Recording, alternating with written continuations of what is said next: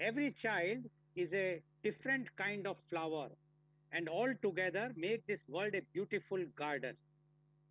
Biologically, a child, the plural of which is children, is a human being between the stages of birth and puberty, or between the developmental period of infancy and puberty. The legal definition of child generally refers to a minor, otherwise known as a person younger than the age of majority. Children generally have fewer rights and less responsibility than adults. They are classed as unable to make serious decisions and legally must be under the care of their parents or another responsible caregiver. Child may also describe a relationship with a parent, such as sons and daughters of any age, or metaphorically, an authority figure, or signify group membership in a clan, tribe, or religion. It can also signify being strongly affected by a specific time, place, or circumstances, as in a child of nature or a child of the 60s. In religion, a blessing, also used to refer to bestowing of such, is the infusion of something with holiness, spiritual redemption, or divine will. But the question is, are children blessings? Now, what I am going to speak, I want to put it very clearly that few people may think that I want, or we are dimming the reputation of our country. No, we are just showing what is the actuality. So, if anybody feels, so that is their view. But our view is very clear. When we discuss in the media conference, we give both the parts, the positive aspect, the negative aspect. The viewers have to decide which are correct, which are not, and then our expert panelists will give their own views of and about the topic. Now, the question is the question is, are children blessings? A world where children don't have to worry about food, but can instead focus on learning and growth. According to the report, 34.7% of the children aged under 5 in India are stunted, that is too short for their age, while 20% suffer from wasting, meaning their weight is too low for their height. Malnourished children have a higher risk of death from common childhood illness such as diarrhea, pneumonia, and malaria. According to the UNICEF report, 8.8 lakh children under 5 years of age lost their life due to starvation in 2018.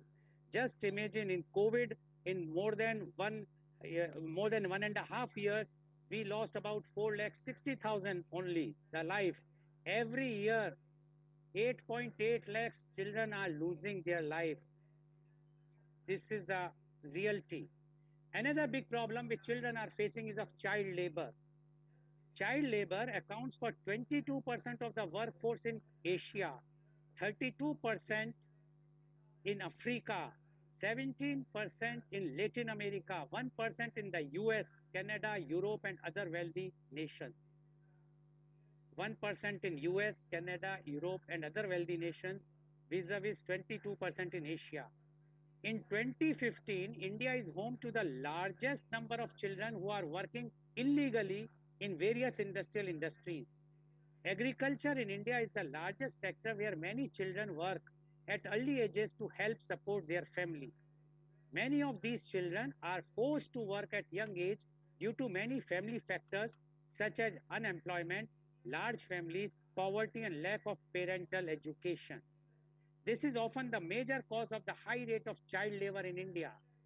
India contributes to one third of Asia's child labor and one fourth of the world's child labor. India has legislation since 1986 which allows work by children in non-hazardous industry. In 2013, the Punjab and Haryana High Court gave a landmark order that directed that there shall be a total ban on the employment of children up to the age of 14 years, be it hazardous or non-hazardous industries. However, the court ruled that a child can work with his or her family in family-based trades occupations for the purpose of learning a new trade, craftsmanship or vocation. According to the ILO, there are around 12.9 million Indian children engaged in work between the age of 7 to 17 years old. When children are employed or doing unpaid work, they are less likely to attend school or attend only intermittently, trapping them in the cycle of poverty. Millions of Indian girls and boys are going to work every day in quarries and factories or selling cigarettes on the street. The majority of these children are between 12 and 17 years old and work up to 16 hours a day to help their families make ends meet. But child labor in India can start even earlier, with an estimated 10.1 million children between the age of 5 and 14 old engaged in work. As children get older, their involvement in employment also increases. In India, 20% of all children aged 15 to 17 years old are involved in hazardous industries and jobs. Measuring the exact scale of child labor in India is difficult as it is often hidden and underreported. There are almost 18 million, that is 1.8 crore children between the ages of 7 to 17 years old who are considered inactive in India, neither in unemployment, neither in employment nor in school. These missing girls and boys in India are potentially subject to some of the worst form of child labor. Next big problem children are facing is of illiteracy. Today, education remains an inaccessible right for millions of children across the world. More than 72 million children of primary education age are not in school. Less than half of India's children between the age of 6 and 14 go to school. A little over one third of all children who enroll in grade 1 reach grade 8. At least 35 million children aged 6 to 14 years do not attend school. 53% of the girls in the age of 5 to 9 years are illiterate. So these are two side of coin.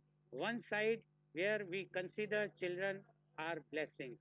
The other side where the children are not considered as blessings, rather they are considered as thorn in the families, those who doesn't have any means or those who are want the children to earn money so that they can have the food. To discuss this very, very important topic, we would like to, we have a very elite, knowledgeable panelists are with us, those who have seen the life and those who are connected directly or indirectly with the children.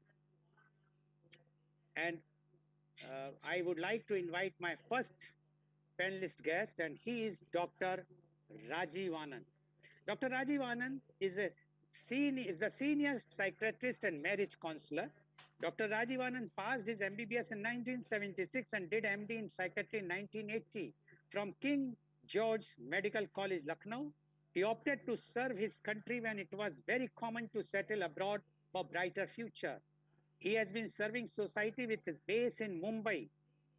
He has clients all over India as well as in many other countries. He was honored with Lifetime Achievement Award by AMA. He has conducted more than 3,000 workshops for different group and companies with audience size of 10 to 800. His television program on various channels have been widely appreciated for his forthright and practical approach. He is leading in the field of mental and emotional well-being for 41 years. He was president of IMA for 2 times. He was interviewed in several talk shows domestically and internationally. Welcome, Dr. Rajiv Anand, on our show. Dr. Rajiv Anand, although the topic is very flowery, very attractive, children are blessings. But as I read the report, there are, I said earlier said, two sides of coins. Blessings as well as somewhere they are not considered as blessings. We would like to know, as a senior psychiatrist, you are seeing all types of people and you are counseling them, and you know what are the situation, what are the challenges the children are facing. We would like to know your views on children are blessings. Dr. Rajiv Anand, please. Thank you, Mr. Lal. Thank you for the introduction and welcome to Kirit Manuja, Viva, Jain, and, and Shraddha Arka from Kutch. Interestingly, all three are lady speakers and I am the only man. And children do not belong to only girls, they also belong to the men in the society. Usually, so far it had been taken for granted the children would gravitate more towards mother, which I also did in my childhood. But then there's much more a man need to understand, a man need to play the role, which current generation most fathers are doing. In the earlier programs, many times we have used this, which can be called cliche or which can be called routine sentence. Any society which doesn't have a respect for the old people degenerate much faster. I remember having said any society which doesn't respect the woman, any country, any sexual society, doesn't have a bright future. And equally so, I'm ready to say, ready to stretch my earlier statement, any society which doesn't celebrate or which does not give the covenant, due respect to the children also suffers. Yes, theoretically, we could say the children are the building blocks of the society. Theoretically, yes. Why not practically too? Today, each one of us, and the person is allowed to, each one of us, whatever we are and wherever we are there because our parents cared for us. Parents celebrated us.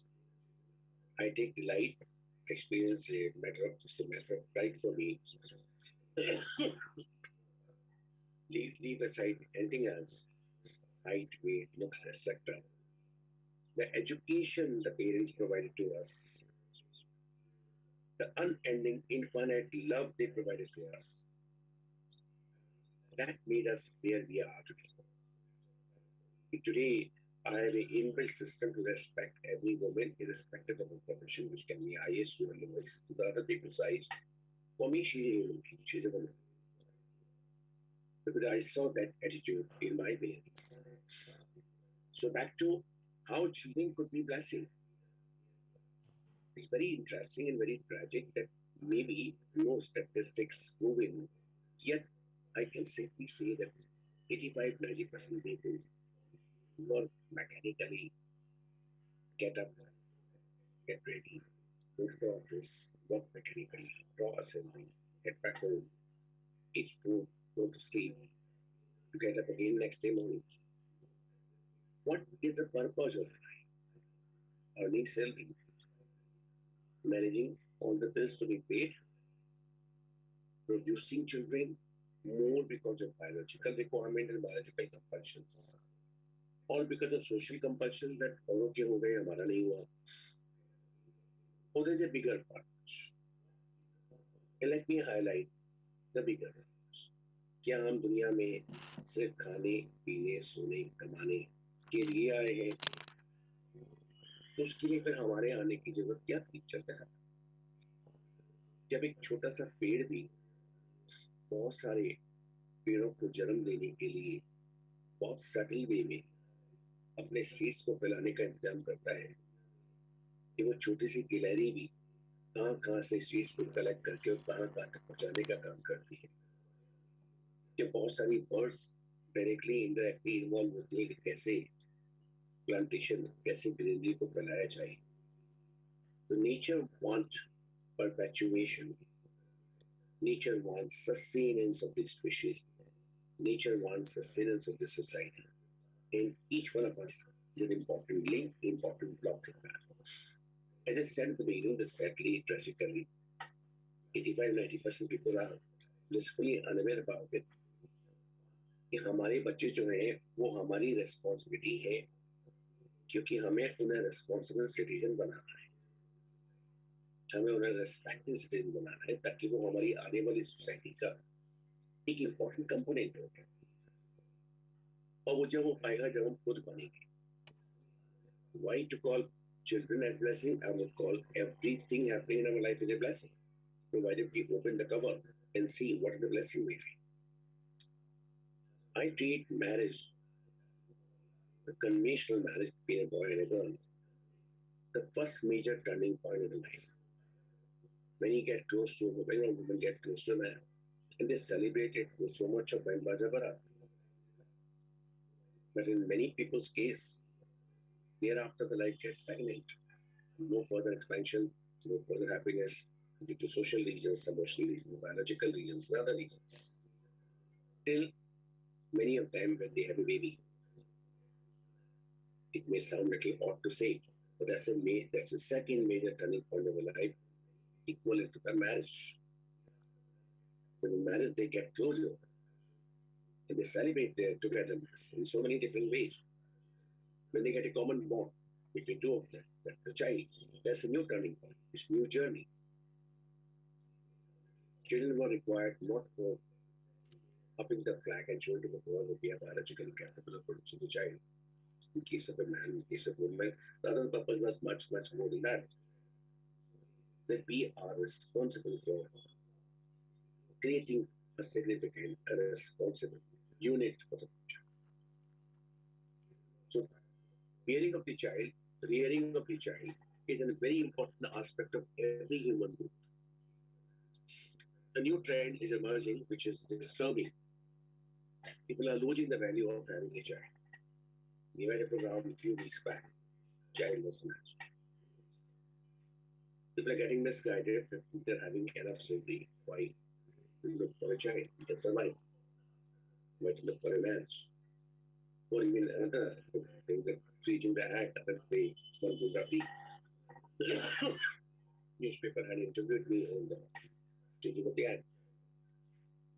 Why are we losing the significance of the children? And who has given us the right to decide their destiny? Because we are X number of week, or we are sperms.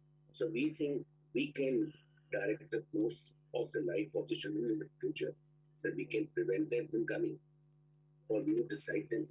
In that we are playing with the nature. Many such aspects which are rarely discussed need to be talked aloud. And I'm really genuinely happy and grateful to listen.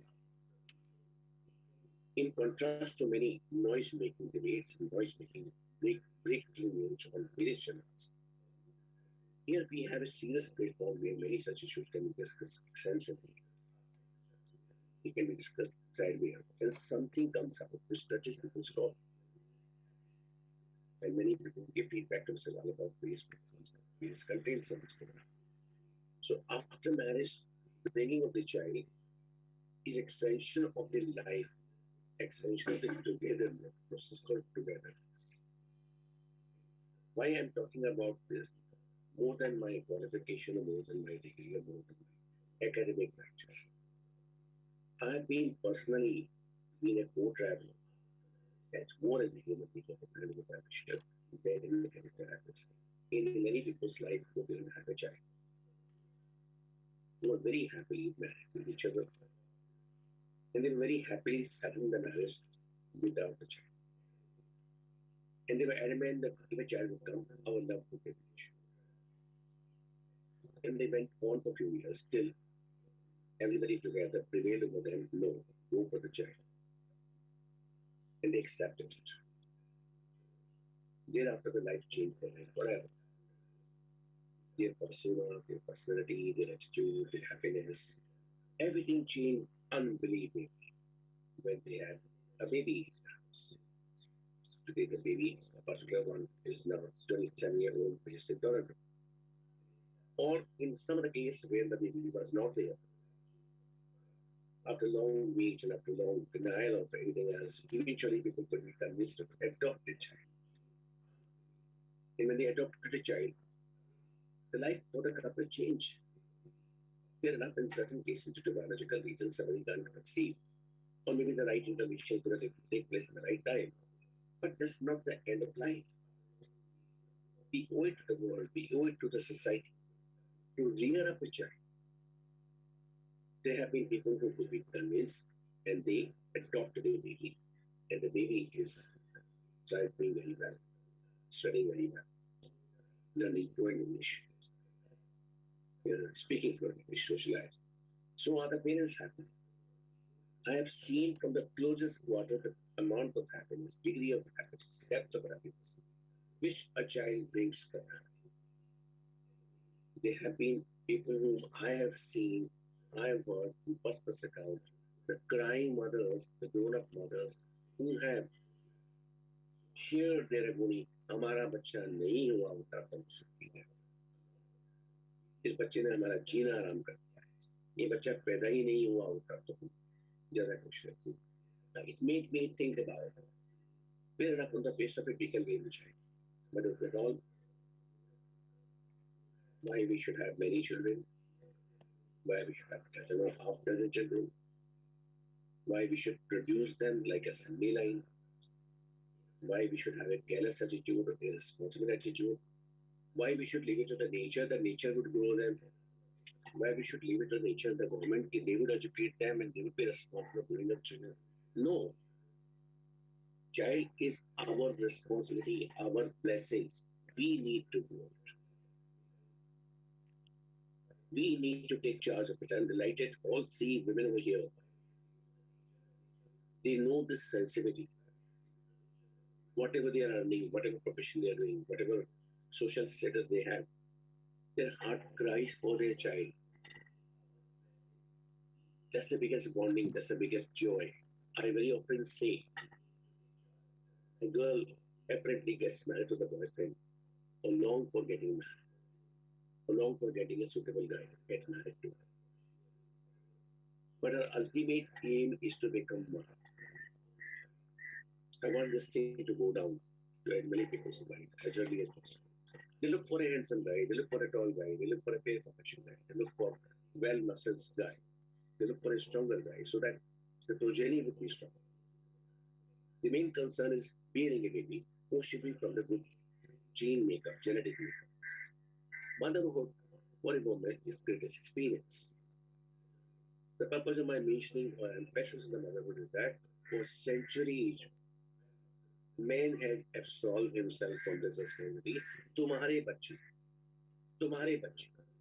शैतानी करते, तुम्हारे बच्चे शोर करते, तुम्हारे बच्चे मुझे paper नहीं पढ़ने देते, तुम्हारे बच्चे मुझे घर में नहीं आने, तुम्हारे बच्चे. And all women realize, तुम्हारे बच्चे, have I produced them on my own? Are they my own? And most husbands, they get afraid, they get frustrated. It is only your child. They don't know how to handle the situation. And women don't know how to bring this realization to the man. So I believe whether right now live recording, live streaming, or later on recording, wheresoever, whichever part of the society has the program is beamed across many states in the country, also to many other foreign countries, and to the YouTube and to the Facebook Live. Let every man realize it. Child is not exclusive, neither property nor responsibility of the mother. Fair enough, certain responsibilities, certain tasks, mother can do better than the man. That's the biological endowment, biological gift. We celebrate it, we respect it. But there's a lot which a man should do. We keep on saying, suffering girls, where the father is not on the scene, whether working the Gulf or a strange father, a strange mother father. The father meets only once in a week. We have seen the agony of such. And for whatever reasons, mother and the father can't see eye to eye, I often have brought them to senses, often have tried to bring senses to them. That your main duty is towards children, not your own ego. You may not like certain qualities in your wife or your husband. So the purpose you got married was to have a child in the family and to grow with that. So you ought to throw away, you ought to sideline micromanage issue to let the family life go, let the family life get. Today I'm not well, so I'm speaking in my little low voice, a little more confidence, a little more force. But that does not take away the gravity of this one. I'm very, very clear that all men, all women should celebrate their children, should treat them day in and day out as a blessing. And if I may say so, the last point. हम सब लोग मंदिर जाने को तैयार हैं, prayer करने को तैयार हैं, बड़े बड़े प्रेयर के प्लेस जाने को तैयार हैं, पर हम अपने घर में अपने बच्चों को डांटते भी हैं, गालियां भी देते हैं, कस भी करते हैं, उनको टॉर्चर भी करते हैं, उनको लव भी हम कंडीशनल लव देते हैं। तुम ये करोगे तो ये मिलेगा, ये नहीं करोगे तो नहीं मिलेगा। हमारी बाहर की हुई कितनी भी प्रेयर, किसी भी तरह की प्रेयर, नाम लेने की जरूरत नहीं है। कुछ लोग छोटी छोटी बात सुनकर भी बहुत जल्दी प्रवोक हो जाते हैं, हमारे मेरे में क्यों कहा, नहीं भाई, हम सबके बारे में करें। अगर मैं भी मंदिर जाके भगवान के सामने प्रार्थना करूँ, लेकिन मैं बच्चों के साथ इल ट्रीटमेंट करूँ, तो मैं पास कर रहा हूँ। अगर मैं बच्चों को सड़क पर छोड़ दूँ, 6 बच्चे मेरे घर के बाहर घूम रहे हैं, कई बार तो लोगों को नाम भी याद नहीं होता। You may not believe it, मेरा 5वां बच्चा, मेरा छठा बेटा, नाम क्या है सर को जाके बताते हैं, नाम क्या है भाई बताना, छोटे वाले से पूछते हैं बड़े वाले का नाम, उसको दिखाने में पड़ा। So let parents shake themselves up. Take the responsibility that the child in your house is God, is living God. You may or may not go to mosque and the Gurudwara and the church and the temple, but the child is a living God with the purest soul, with the purest consciousness. He doesn't have malice of the word. He doesn't have manipulation of the word. He doesn't have that mind which you are getting. Treat him, respect him, adore him, love him. That's more than a prayer. Very often these thoughts come to my mind. Example, I rarely prepare what I have to talk for this last 1.5 years, rarely prepare. But I pray to God to give me the right thoughts so that I can put across. And this is one of the thoughts which I really got this morning in my early morning sleep. That children are the living God. If they are happy, whole life would be blissful. If they're not happy, whatever you may do, whatever you may earn, you may be president, vice president of the company, or whatever you may be, your life has gone futile. So I'm stopping here, Mr. Lal. Today I have spoken 3 years more because of my stories. Please, thank you very much. Over to you. Thank you very much, Dr. Rajiv Anand, and a special thanks to you being not feeling well is then only, and this shows the commitment and that commitment which you have fulfilled. Then you have given so many beautiful thoughts. And what Dr. Rajiv Anand says, the children to be celebrated.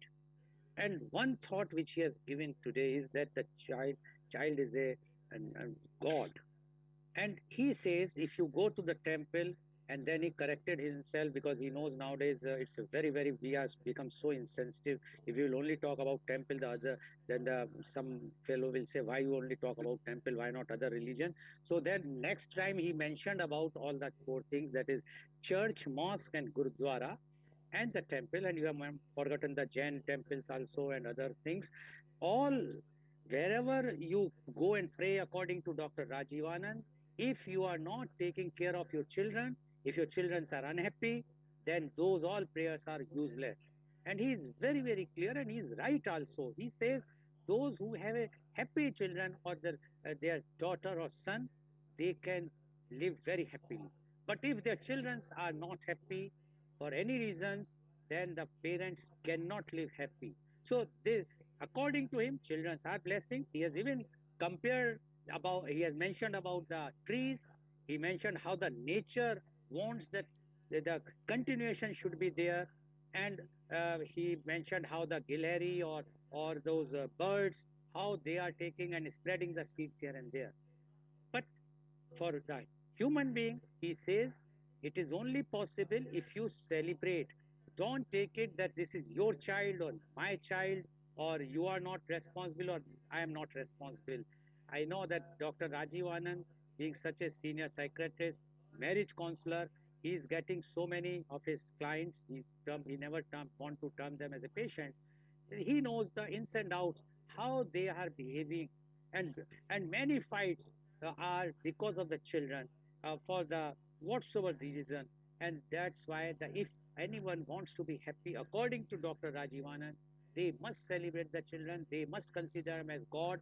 And then if they will consider them as a God, and it is there also that भगवान ही जो बच्चे भगवान का रूप होते हैं, the children are the you can say the mirror, or the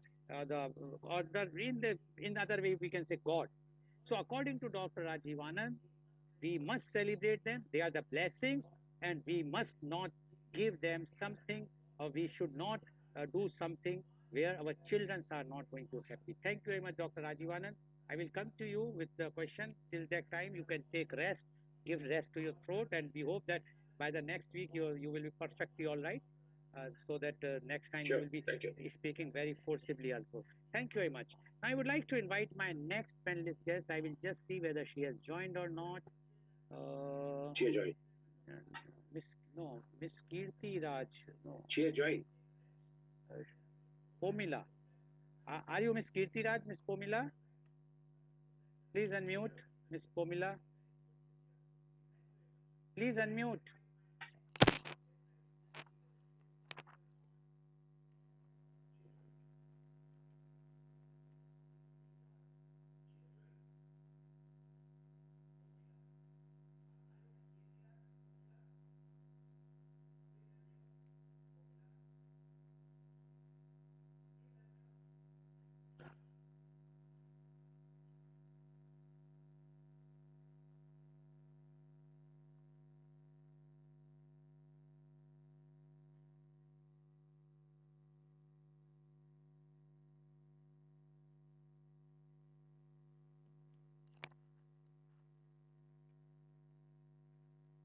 Human Resource Officer. She also worked on leadership level with FedEx and Adidas. She is MBA from Birla Institute of Management and Technology. Her best engagement is to spend time with her children, Uday and Pomida. Welcome, Ms. Kirti Raj Manucha, on our show. Ms. Kirti, you have heard what Dr. Rajiv Anand has said, and he says that the child is nothing but God. You are also mother, as well as you are doing basically in the human resource strategic planning. You are dealing with the human resources, and and you know what are the mental conditions of those who are meeting you across. We would like to know your views. Children are blessings. Miss Kirti Raj Manucha, please. Sir, for inviting me here. So, yes, as you rightly said, I heard the conversation, and we all believe, whether India or abroad, we all believe that the children are the best gift from God, and people make so many sacrifices for the development and of the children. And those who do not have children, they go for a lot of medical treatment and a lot of mental agony till the time they don't get a children. Even Dr. Rajiv Anand talked about adoption of a child, which brings so much of happiness and keeps the bonding of the family united, even husband and wife relationship when the child is there.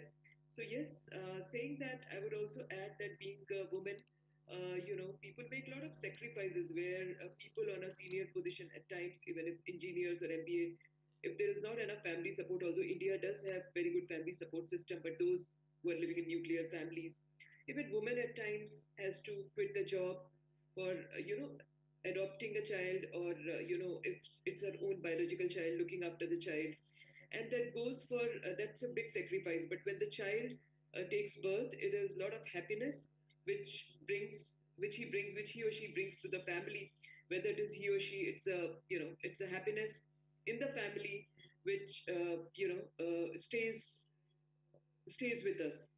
I would say when we give birth to the child, we have a lot of expectation where we expect the child will do very well in his studies, the child will have a very good career, will look after us in our old age. So when we start expecting, then then the problem comes that expectation at times, if it is not met, that brings unhappiness.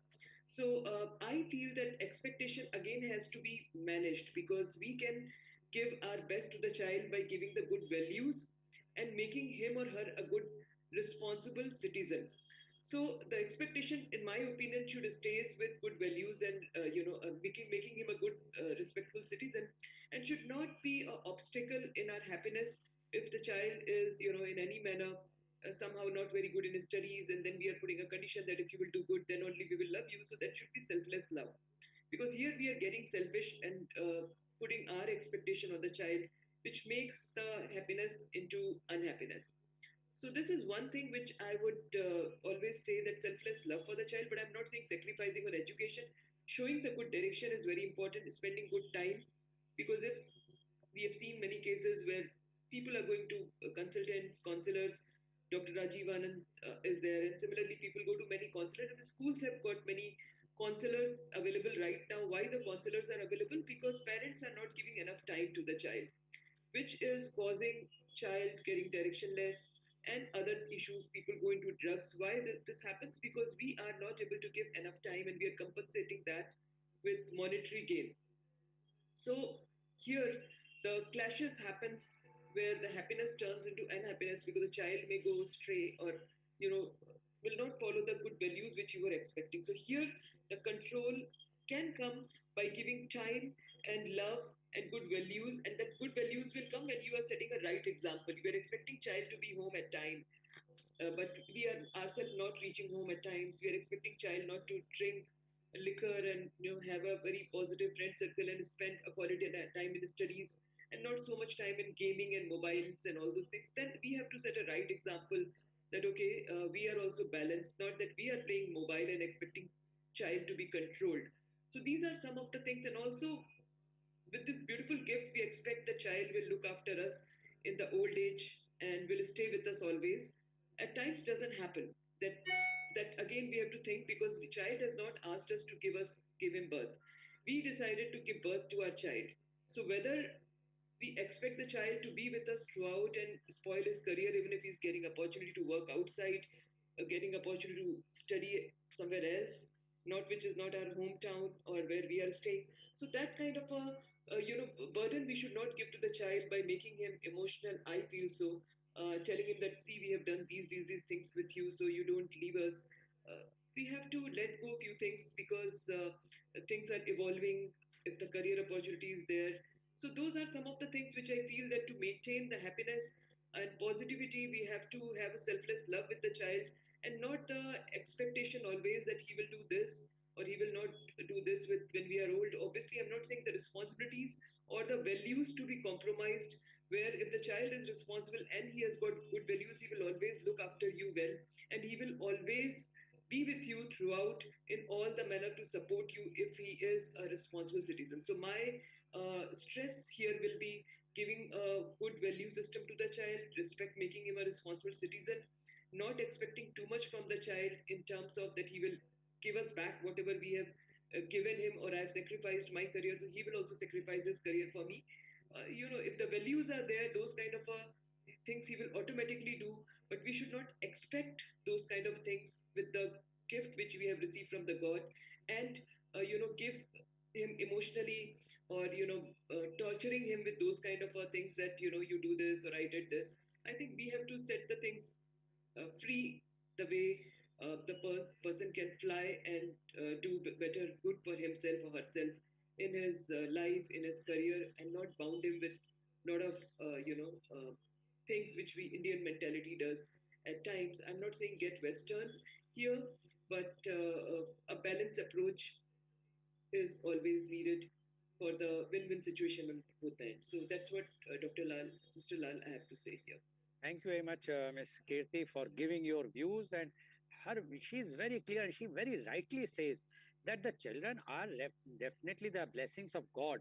But whether we are giving them good right values or not, that depends on us. We are having lots of expectations, and once we have lots of expectation, and and from the childhood we expect from the child that if he is not doing well in the education, and our expectation is high, and then we will be not treating the child properly, or putting some conditions. Similarly, she says that our expectation during the elder age, the child should take care of you.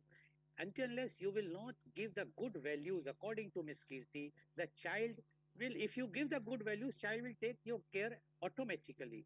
She also mentioned that you have to set up the right things in front of the child. If you say not to drink to a child, then definitely the parents have to set up that why they are drinking or why they should not drink. So they should also leave those things if they want that the child should not drink.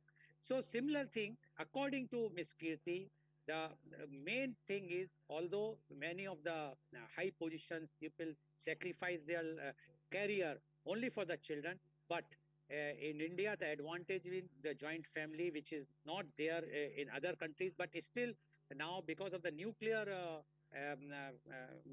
families nowadays, it is not easy to keep the career as well as the child benefit at one time. So many families, many ladies generally sacrifice their higher positions and do take care of the child.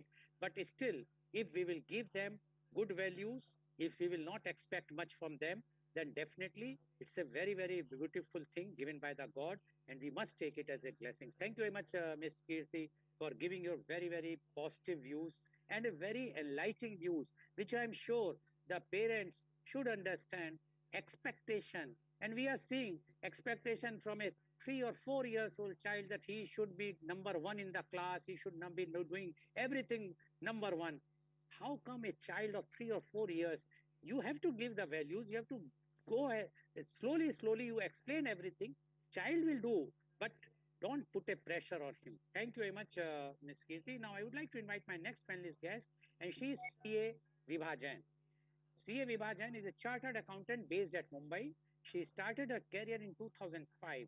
In last 16 years, she has been part of Tier 1 CA firm in India, established her own practice. She is associated with various management colleges and Institute of Chartered Accountants of India as a general management and soft skill trainer. She loves cooking, dancing, and traveling. Welcome, CA Vibha Jain, on our show. CA Vibha Jain, you have heard what Dr. Rajiv Anand as well as what Ms. Kirti Raj Manucha has spoken. And both have given their views very, very clearly. Blessings, but what are the things, what is actually happening? Now, we would like to know from you your views on children are blessings. Ms. CA Vibhajan, CA Vibhajan, please. Thank you, Dr. Goel. Thank you, Dr. Rajiv Anand. Thank you to all the panelists. I mean, it's such a great platform wherein we can discuss such kind of issues, which actually, in today's scenario, requires a lot of awareness. Coming to today's topic, children are blessing. I mean, there is no doubt about it that children are blessings, and this is the only blessing which, after becoming a mother, you understand how much nurturing process comes into the picture. So I would introduce myself as a daughter because I am a child too to my parents. As a mother, I'm a mother of 13-year-old and a chartered accountant. So being a daughter and being a mother to a daughter, I mean, I can relate how selfless my mother was when she was raising me. She gave me those values which I believe I should pass on to my daughter so that she becomes a good human being. Nurturing is a very, very natural process which in our family scenarios we need to have, because if we have that kind of compassion, that kind of love that in our families, there is no reason our kids would not be happy. I mean, I was hearing to you, Dr. Lal, wherein you were mentioning the world statistics. I was also hearing to Dr. Rajiv Anand, wherein we were talking about, he was telling about how nurturing or how the nature has developed itself, wherein nurturing is a very natural process.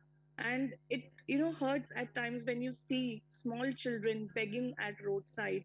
It hurts to see when maids come at our home and they say, I am unable to teach my daughter or my children, and they say I am working, and then you feel good about the fact that I'm working for the fact that I can give that kind of education to them so that they can have a life which is based out of learning, based out of education, wherein they are capable enough to lead a life which they plan for.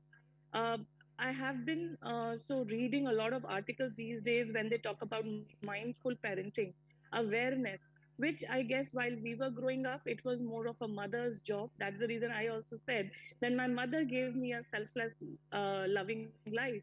But now, today's scenario, it's a equal partnership. Uh, Everybody in the family believes, giving rightful values to their kids, love to their kids, so that in turn the kids automatically develop that kind of attitude and that kind of attribute in themselves. Uh, there are many NGOs in these days, like Teach for India, Youth for Seva, which are working selflessly for uplifting that part of children in India, especially, wherein they are giving education to girls, education to kids. They are also even helping them to identify what kind of career path they can choose after doing their 10th, after doing their 12th, and also helping them to pursue further education so that they can have a rather than just being labor jobs, they are able to do jobs which are based out of education, live lead a very fulfilling life, which probably in their childhood they were not able to.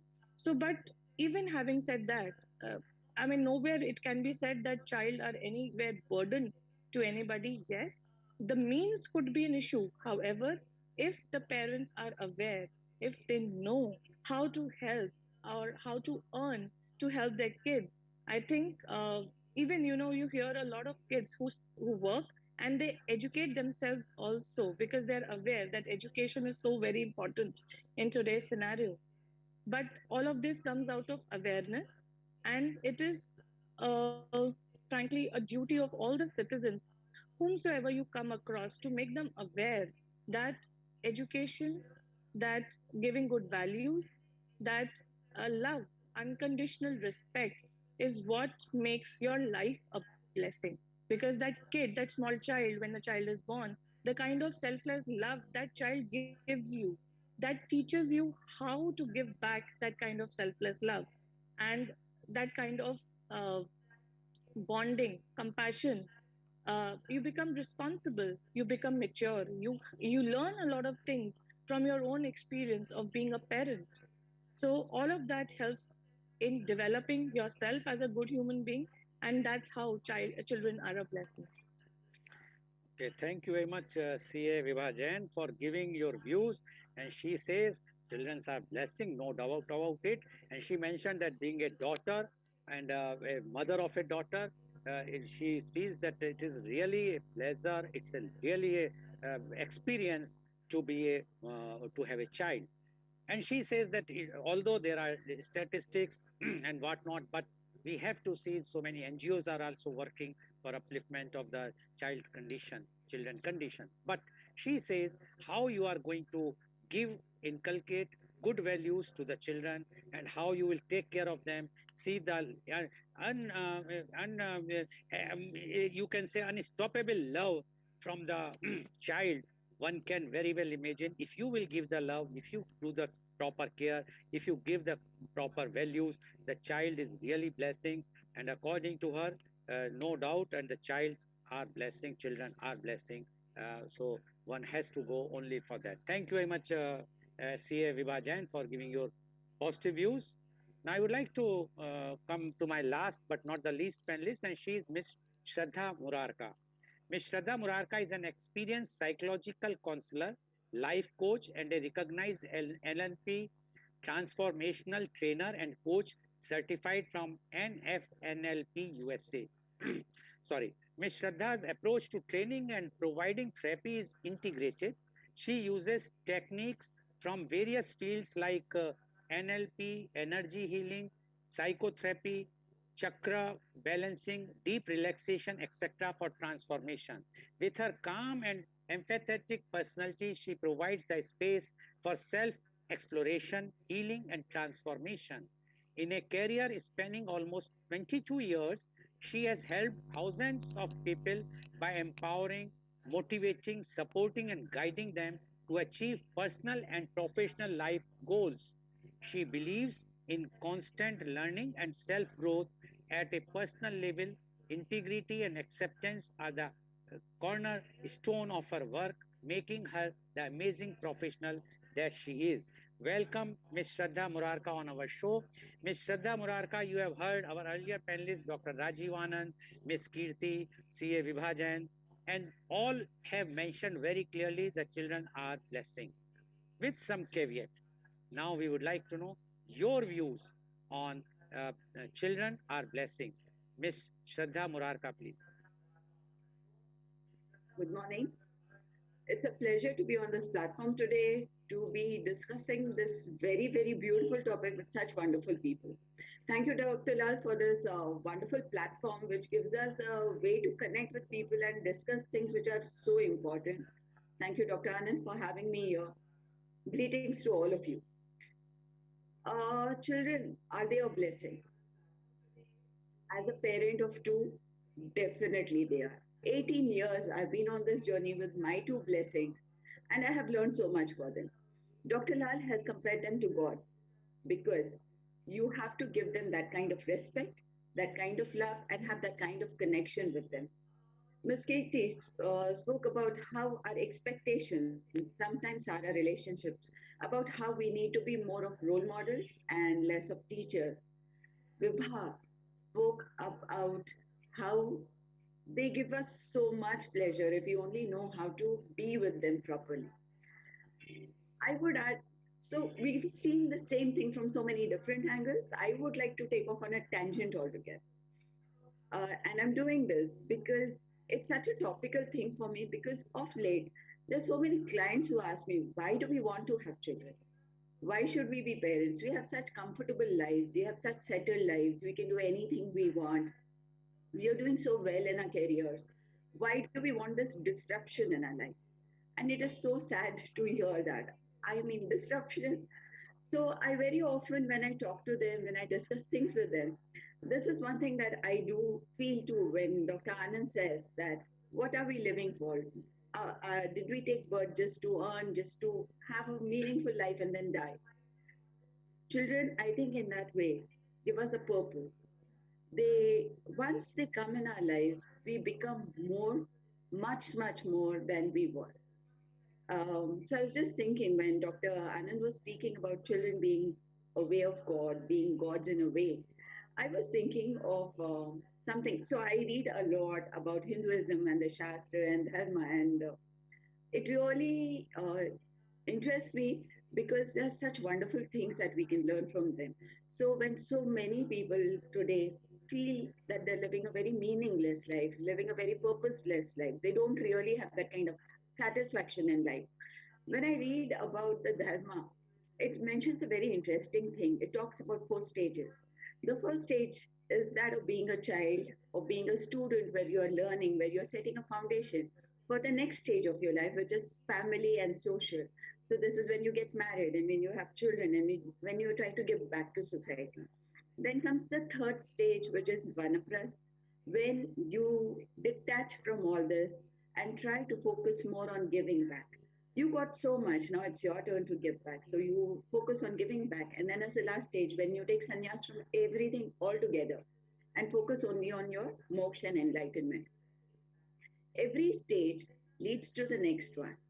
As a student, what you learn, how you work on it, start a career, sets the stage for what kind of family life you will have, how you will provide for it, how you live that life, how much of yourself you give into it, sets the stage for the next stage where you take a step back and now start giving to the rest of the society, which sets the stage for the time when you give up the world altogether because you fulfilled everything, you know you've done enough.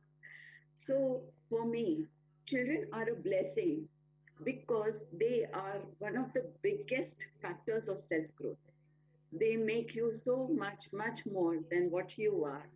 Just think of it. All of us as parents, so we all of us have children. Just think about how we were before we had our child.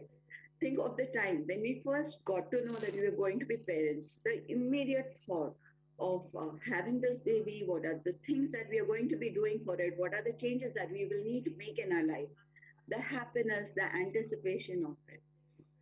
Uh, a couple who had come to me for counseling, they were very keen not to have a child. The whole family was pressuring them. There was a lot of societal pressure, but they didn't want to have a child. So when we were talking, we discussed a lot of things and we went around the bush.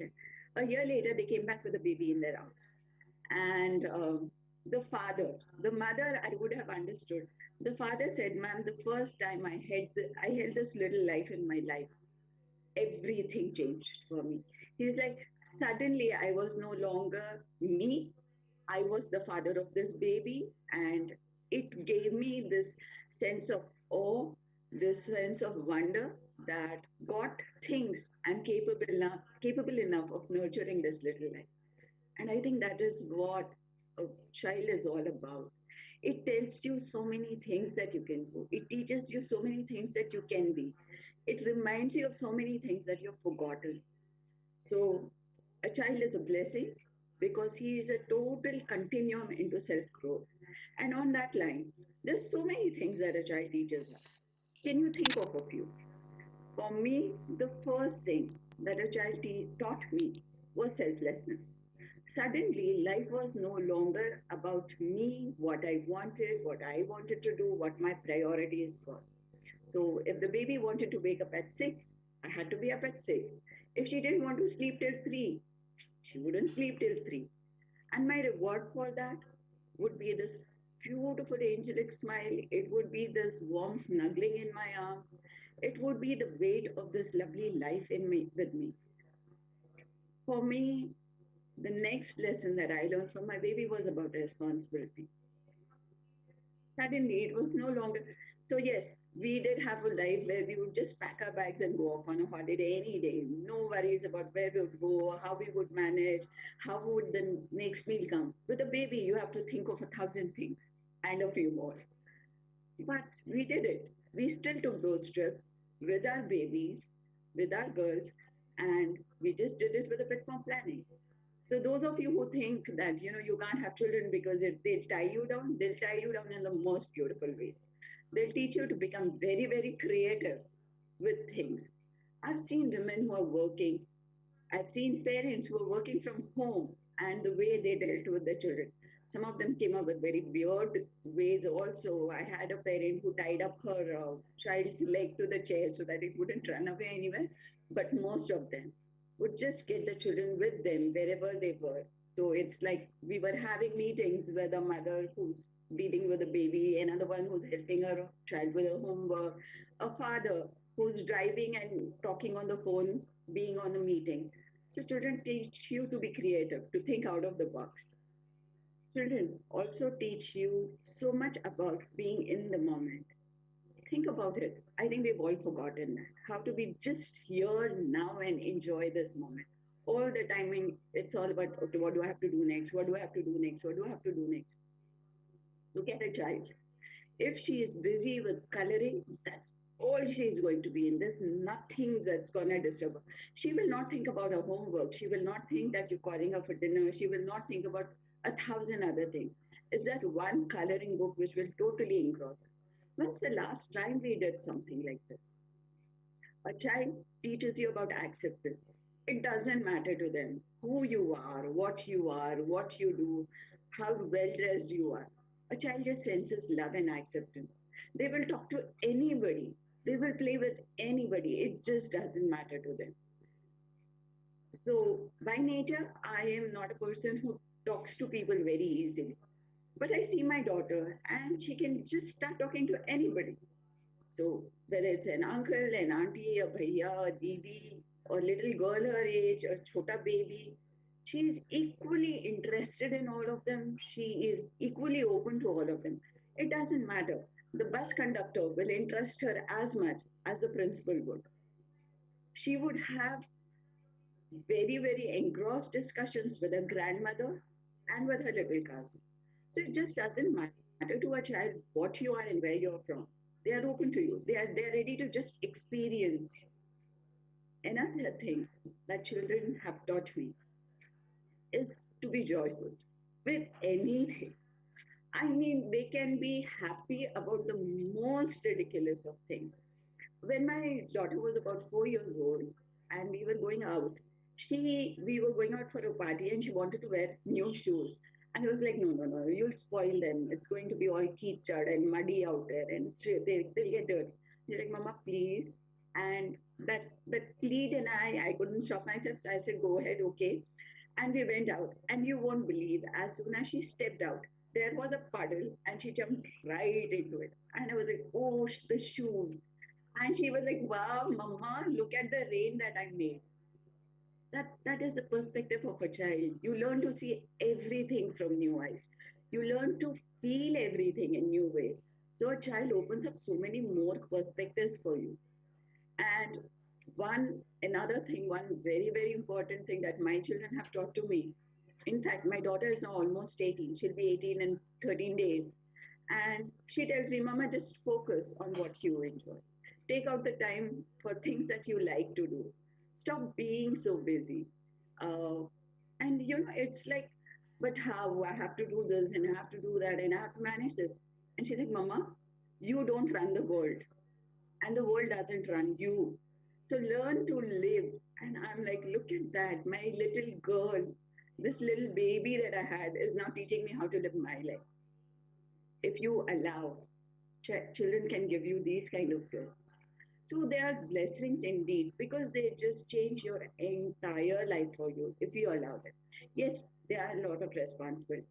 Yes, it is our job to take care of them, to nurture them, to give them whatever we can, materially, spiritually, in terms of values, everything. But at the end of the day, children bring their own personality. They come with their own destiny, and they teach you to take a step back and let destiny unfold for themselves and for you. So I think just accept that blessing, just accept that gift, and just see what happens. Because children are not only a blessing, they are a miracle. Thank you so much for having me here. Thank you so much for listening to me. Thank you for letting me share these views. Children are not blessings, but they are miracles, says Miss Shraddha Murarka. And she has made many points, but few points I would just like to highlight. First point, she says, one of the points she says that the child is blessing, no doubt about it, and they are teaching the elders how the selflessness, how the acceptance, how the lovingness, and so many things. And she says those their innocence and the acts what they are doing, if one can enjoy those moments, so when people feel that they are really blessings. And she has mentioned how the her daughter is now saying that you must not do this, you do this, try to give more time. I would just like to add one thing here. There was some research and some studies which conducted, and they says from 3 to 11 years is the age which is in the marketing. They says it's a jiddi class. Jiddi class means ki those are the child who can decide what to wear for themselves as well as for their parents, what to eat, where to go. And earlier it was not like this. I'm sure Dr. Rajiv Anand will agree. At that time, whatsoever things are coming to our house, we have to accept it. But today the child is deciding what is to be bought, how to do even the decor of the house. And that's why the if you see the advertisement nowadays, main or maximum advertisements are attacking the children because they feel that the children are the deciding factor, and which Ms. Shraddha has mentioned very clearly that the children have that thing. And about the destiny, what she mentioned, we can give whatsoever we want to give to them, but their own destiny. But one thing is very clear, which Ms. Kirti has mentioned here, I will mention that if we will give good values to them, then definitely the destiny which will be there will be far better than if we will not give them the values, and those values will definitely reflect in their future life. Thank you very much, Ms. Shraddha, for giving your very, very positive views about your own experience. Now I would like to go for questions, and I would like to make a caveat again. I am also father of 3 children, and I am also grandfather of 5 children. So I know the happiness, the blessings, everything from the children and more from the grandchildren. But as a host of a program, I have to see the entire country. I have to see those who have not. So my question goes to Dr. Rajiv Anand. Dr. Rajiv Anand, children are blessings only for urban, rich, educated class, not for those who are weaker class, those underprivileged class or uneducated class. For them, it is a burden because they have to see, they have to bring more, they have to earn more to feed that new mouth, new life. and many times they curse, as you also mentioned कि ना पैदा होता वो तो you were mentioning of say from a elite family, but we have seen although mother of any class they enjoy, but many times we have seen the rural and uneducated and those who are very poor, they feel that this is not blessings, we have got something which is we never wanted. What you say about this, Dr. Rajivan? Mr. Lal, first of all, I do not totally agree with that perception.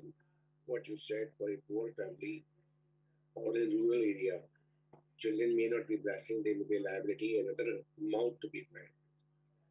In fact, entire workforce, be it in our country or be it in other neighboring countries, in the construction field, in the industry field is going from lakhs of people who are coming from the rural area. And they are not merely sucker of the resources. They're not just another mouth to be fed. They're contributing in more than one ways to build up the society, to build up the building, to build up the colony, to build up the nation in so many different ways. So each person who is getting born cannot remain merely a liability. One thing. Secondly, I can't resist the temptation of saying something which Shilpa Shraddha floated from it, and you also carried it forward. And let me put it in succinct words. Children are anti-aging agents. Anti-aging agents. If children are not around, especially grandchildren, many of us would grow older faster. If children are around, they speak in their simple, innocent way. My granddaughter, less than 3 years, yesterday told me, Dadu, you are not well today. Don't go to clinic. Dadu, you are not well today. You don't go. I was surprised how come she has the sensitivity. Or the other grandchild that Nanu Dadu, Dr. Dadu, you stay at home today. How are you? Now, many of these small incidents may go unnoticed. Because like me, 100 others people and me, especially being in this professional psychiatry, have developed a serious person, serious round look on the face, serious external behavior, always remaining thoughts, lost in the thoughts. We are always worrying about something or preparing something for the next. Children are the best teacher to bring you out of that to the current moment, to the present moment. And there is a joy, there is a playfulness, there is happiness in the present. And connecting to the present moment is anti-aging property, anti-aging therapy. So I'm very strongly convinced it's a great fortune for all people to have also. It would be misfortune in the grandchildren go to other country, or they are born, they fly to greener patients, so on. Back to you, Salam. Thank you very much, Dr. Rajiv Anand. Now my question goes to Miss Kirti. Miss Kirti, Dr. Rajiv Anand has also explained that they are blessings. You are uh, you are on such a high position and you have dealt with so many people or you are dealing with them. My question to you is, are girl child, I'm not saying, again I'm putting the caveat, I'm saying uh, not the urban educated and this thing. There are even educated people, and I can give the figures. I will back the figures. Even in Delhi, which is, and even Delhi, only the GK I am talking, where the maximum education and elite people are staying, the sex ratio shows very clearly what is the condition. So my question to you is, girl child, dark skinned, etc., are not treated as blessings in India. We have seen the many parents, or not, I am not talking of the lady, I am not talking of the mother, I am talking of the father and the father's family. They want boy, and for that, whenever the girl born, they never treat her as a blessing. Rather, many times they treat her as a curse, and they want again to try and have the boy, and many times three, four, five, six, seven girls, and then the boy who comes. What you say about this, Miss Kirti? Yeah, I agree. Even in educated families, whether Punjabi, non-Punjabi, Rajasthani, whatever family, people look forward to have a boy child over girl child. It's not even the question of complexion, but it is the sex. They prefer a boy child over a girl child. Probably the reason we all know is that they feel the boy child will stay with us and look after us in a way. Excuse me, Dr. Anand, please mute. While Sorry, the doctor. girl will fly Yeah. away, and we have to give dowry and those kind of things they think, and that is the reason. Probably even the education part, we see people, the girls get not so much at times. I mean, things are evolving in educated sector, but still, at times they do not want to give good education to girl child over a boy child because the boy child will look after them. That's what they feel. But to my understanding, we all know as we are evolving, if somebody gets a career choice, whether it's a boy or girl, he will go away, and we have to look after ourselves with a good health and with other sources. So a girl child, in fact, I've seen are nowadays, whether it's a boy or girl, they all are working, they all are having good career, and they are looking. The girls are looking after the parents more than the boy child at times because they are more emotional. I'm not saying boys are not emotional, but girls are considered to be more emotional in comparison of others. They are less practical. I'm not saying not being practical. I mean, they are not at all practical, but they are very emotional and caring for the parents. So if we will look after them well, whether it's a boy or a girl equally, first of all, they both will have a good career. They both will have good values and respect for parents because they will feel my parents were not biased, and they will look after you better, because the reason for not looking after the girl child was that you were thinking that she will not look after you well, or she will go away. But if you will get an equal treatment for both of them, they both will look after you very well with full respect and with no malice that my father was taking care of my brother more and not me, or my birthday was not celebrated in a grand way and my brother's birthday was celebrated, or he was getting a better treatment than me. That equality is there, if the respect is there and good values are there, I think both will look after you very well, whether it's a boy child or girl child. Okay, thank you very much, Ms. Kirti. Now my question goes to CA Viva Jain. Ms. CA Jain, both have mentioned that children are blessing. You all agree and we all agree. But the reality when we see the condition, I'm talking of Indian condition. One side, 1% child labor. In India, the statistics I have already given. Don't you think when you see a child doing the labor work, what feelings mother is getting, whether she feels that I have given a birth to a child for this work, or or she at that time she at the time of birth, yes, everybody is so happy if she is not a child, if she is not a girl child. Still I am putting, because I know that I have done many programs on this, and I strongly believe that educated families, good rich, very very rich families, they all have this reservation. Whenever the girl is born, I'm not saying everyone, but mostly they immediately feel bad and they never want to celebrate. Although right now I'm in a place called Mangalore, it's a South India. Here, girls are more celebrated. I have seen here the birthday of girls are celebrated in a big way.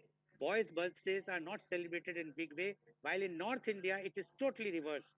People celebrate the boys' birthday in a big way. Girls. Now time is changing. So my question to you is, still you believe the children's, for those underprivileged, poor, those who have no means to eat, they consider them, especially if a girl child, a blessing? So, Dr. Lal, frankly, from their perspective, probably no. But seeing from outside, we say the children will always be a blessing. It is only about the parenting that is involved in it. Yes, because the less of means that they have that kind of thought process, and that's the reason I did mention that there are a lot of NGOs, there are a lot of awareness which has come in today's scenario, wherein even those parents who are not able to, those couples who are not able to have kids, they are looking for adoption so that they can give a family to a child and be a family together. But for the girl child, as Dr. Anand said, that initially parenting was all about mother. Now, in today's scenario, the father has also come into picture. wherein equal parenting is we talk about. Likewise, I guess it will take some time, but for girl child, as Kitty said, totally correct, that it is that expectation that who will take care of us in the old age, or who will take, the flag of our family, the clan, the khandan forward, was taken for a boy to be imprecise. But time is changing, time is evolving. For those who are underprivileged, yes, it is difficult, but that cannot be treated as not a blessing. They have to understand, they have to be made aware about the fact. One, they have to understand how many kids they should have. One, child control, so that their situation improves. And if they have children, even a girl child, they have to be made aware about the fact that you have to take care of them, you have to nurture them rather than taking them as a burden. Okay, thank you very much, CA Vibhajan. Now my question goes to Ms. Shraddha. Ms. Shraddha, what about those children who are special children? We term them as a special. Those who have something from the since born, when they born at birth time, and like autism, like a disease. I have done the program on that, where the medicine is costing 16 crore of rupees, one shot. Can Do you think those who have those uh, problems from the child, from the birth, they are treated as a blessing or not? You are mute. I absolutely agree with what you said, Mr. Lal. There, the family goes through a lot of financial burden. They go through a lot of societal pressure, a lot of thing where they are constantly battling with a lot of things. But sir, I have also seen these parents being so attached, so loving, so caring about their children. I have seen how they can fight with the world to show that their child can do a lot. Yes, these children are special. They have their own special needs. They are differently abled. They are different from other children. But isn't that what life is all about? So I think more than them, it is we who need to understand and who need to connect better. It is we parents who can explain to our children that yes, these children are also like you and they want acceptance too. It's just that they express themselves differently, they work things around differently. But at the end of the day, they are children too. And I think at the end of the day, the attitude comes from the parent himself or herself. They can either focus on this. Yes, there are a lot of challenges there. Yes, there are a lot of difficulties that they have to face. But tell me one parent who is not ready to turn the world over for his child. It is these parents who have taught us the most in life. So, yes, it is a big challenge for them, but still they are a blessing for their parents and for the rest of the world because we have learned a lot from them. Thank you very much, Ms. Shraddha. Why I am asking these questions? Because I did a program on 14th of November, Children's Day, and I have children's as a youth guest. And the majority of children raised this question about child labor. And I was shocked when they were talking and they were saying that what you people, means we, the adults, are leaving the scenario for them, the world for them, the country for them, the society for them.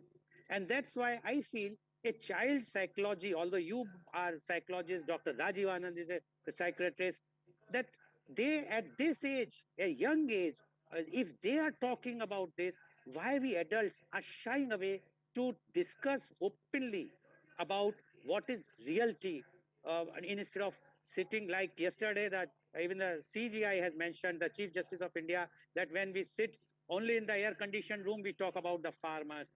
We have to be very practical. So now my next question goes to Dr. Rajiv Anand. Dr. Rajiv Anand, keeping everything in mind, keeping the blessings as well as the problems which we are facing in India for the children, what are your suggestions or to the government, if any, and advice to the parents? Okay, first thing to every parent, we have been having extensive discussion, extensive intellectual discussion, extensive spread of knowledge, gain information from Google and hundreds of sources We talk about 100 topics.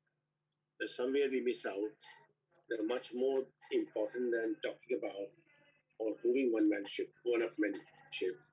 is real care for the next generation. I would request rather than going once in a week to a prayer place, doing prayer 5 times a day, doing prayer twice a day, much more important is talking to the child 15 minutes, minimum once, twice, 3, 4 times a day. You're talking to the God. That God living somewhere really is not bothered about whether you vote down before him or don't vote down. But the God living in the house is waiting for you to provide him nurturance and guidance, which would go far, far for decades together. Today, each one of us is wherever we are, as I said in the beginning, maybe because of our parents. That's one thing. Second part, the government. Government, as we know by now, does 30-40% for the society. And some popular or less popular government does 60% for their own house, for own kit and kin, to amass the wealth for their generations. So this government itself is becoming a dubious word. Yes, on the paper, there's a word called government, but the government would really be government when they care for the people, when their care get manifest in the society.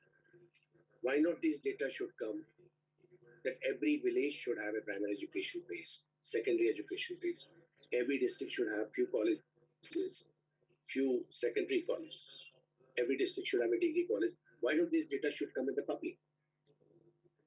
I assume that they are being made, but why not let us know periodically? The government can do a lot when so many private enterprises are having a coaching classes. When government encourage anybody having coaching classes, the government would give tax remedy or government would support it indirect ways. Let more and more education. Thank you, Mr. Lal. Back to you. Thank you. Ms. Kirti, 1 minute time only. What is your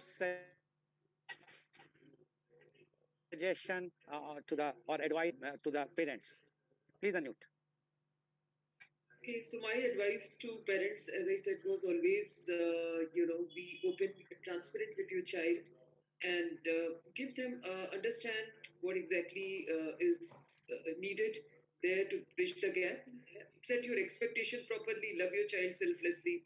And when it comes to government and others, they're already doing a lot of Beti Bachao and all those yojanas are already getting publicized a lot. I've seen a lot of advertisement and a lot of awareness program. They're already giving free education to and midday meal to some of the things. Maybe this has to be further stressed upon digitalization to be noticed if that is happening or not. And I think those way things will. Thank you very much. CA Vibha Jain, please unmute. Yeah. Yes, same question. So first things for the government perspective. So frankly, government has come up with a lot of schemes called CSR, wherein a lot of funds have been collected from the big corporates because they have to remit that 2% of the net profit in a CSR fund, which eventually goes to the NGOs, which eventually work for the upliftment of kids, of children, their education. But yes, a lot of work is yet to be done on that. More stringency is required. As far as parents are concerned, the only advice, frankly, that I have today is that please be mindful about what you are giving to your child, because this is exactly what the child will give you back and to the society. Thank you. Ms. Shraddha.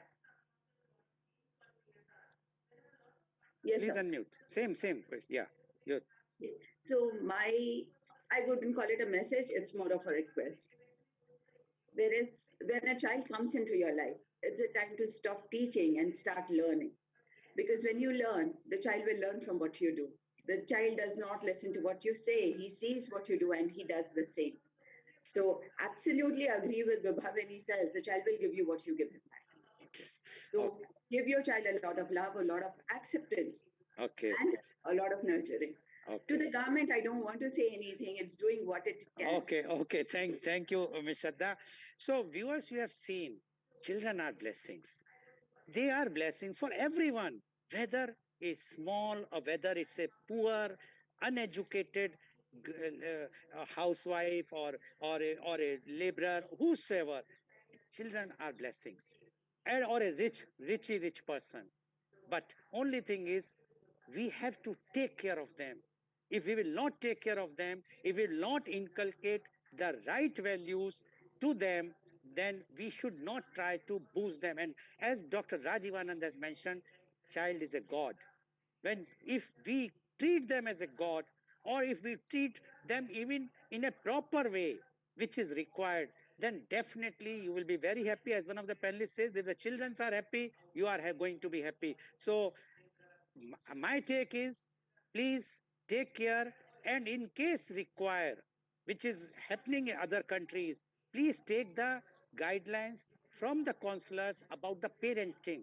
Understand, then you will enjoy more and more, because you know that why the child is awake up to 3 o'clock. Earlier we used to get it from the grandmothers or great grandmothers, but nowadays, because of the nuclear family, you require all these things, and that is much required. So thank you very much. And today's program has been live telecasted by V4 News, Global TV, V4 Stream, Malnadu TV India, News Gaon se, Samvad Sarokar News, Bharat Post News, Caru News, as well as it was shown live on Facebook and YouTube. And our endeavor is to bring to you everyday new topic in media content with Lal Goel at 10:30 a.m.